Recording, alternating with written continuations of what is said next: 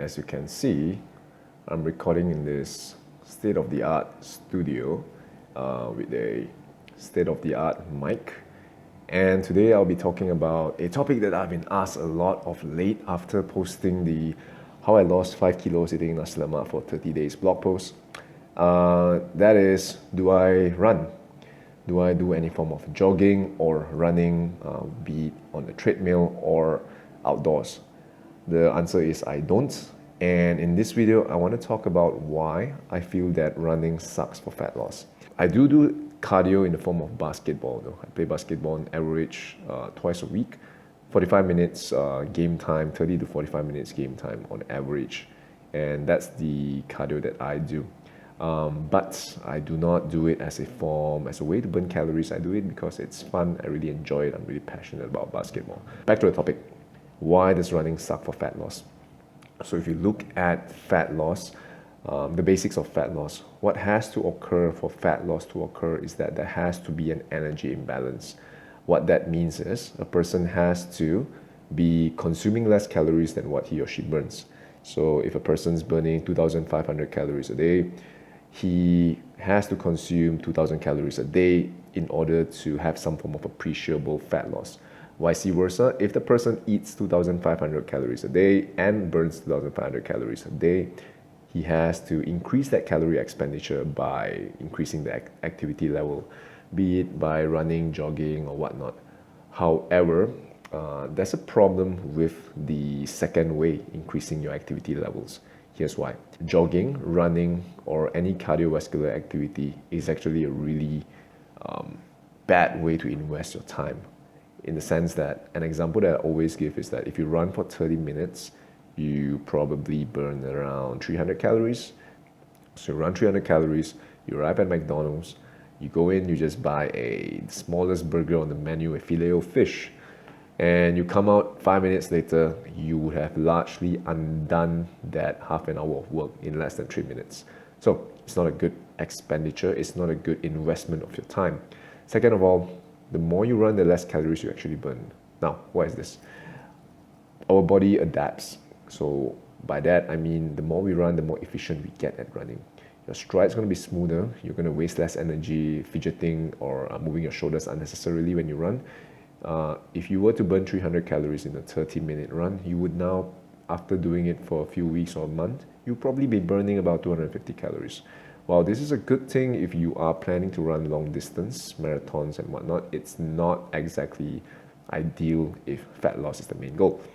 Thirdly, if you look at a population that actually require and that actually think that they need to run, most of them are obese, most of them are overweight, which is already a pre-existing stress onto their joints, their ankles, their hips, their knees. If you add in more hard impact movements like running, jogging on the track, even on the treadmill, it's going to potentially only worsen the issues that they may face with their joints. All right, may, not certainly. There are a lot of other factors that may come into play, but this is definitely an existing risk factor you have to take into account if you want to jog. And perhaps most importantly, people who want to lose weight, they want to look good. And in order to look good, what has to happen is you want to lose weight in the form of fat, but you do want to retain as much muscle as possible. With excessive running, you may encounter muscle loss. Now, why is that? Our body uses fuel to move. So if you go through the amount of food that you have, flowing in your bloodstream, your carbohydrate, it's going to tackle the next existing source of fuel, your fats. But it also goes towards your muscles, okay? So if you run and run and run, you don't eat enough, you potentially lose muscle as well. If you lose fat and you lose muscle at the same time, chances are you won't be able to drastically change how you look. Consider a person that loses 10 kilos. If a person loses 10 kilos only from fat, great. But if a person loses 10 kilos, he or she loses 5 kilos of fat, 5 kilos of muscles, he or she is going to largely look very much the same. Potentially even less healthy because we're talking about some form of hormonal misregulations and things like that of that nature, which I won't go into too much detail here. Okay, but the next thing I want to talk about is I don't want to sound too much like a running hater. Here's a few situations where running may be useful. So if you're really passionate about running, if you like running marathons, if running gives you a high, go ahead. Running is your calling, and may you embrace the roads, the empty, long roads, the lonely, long roads. All right. If you play any sports professionally or recreationally, running does help you to build up your endurance. It does prepare you to have some form of endurance capacity for your sport. So sports like a football, your frisbee, your basketball, it has a very functional carryover to your sport. So do that. And in the event of a zombie apocalypse, you guys are probably going to survive much longer than the rest of us meatheads who just spend time between lifting, doing bicep curls, texting on the phone. So yeah, those are the benefits that you can get from doing running. But if you are using running solely to burn fat, may not be the most efficient way to invest your time. Most of a calorie deficit should be coming from your diet, and cardio, running, jogging should be supplementary to it. It shouldn't be the main expenditure of your calories. Focus primarily on resistance training.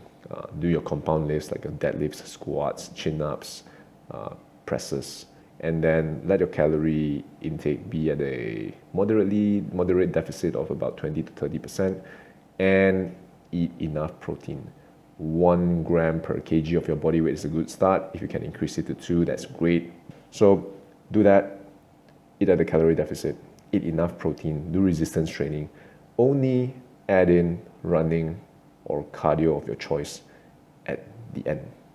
Okay, so that's all I want to talk about for running.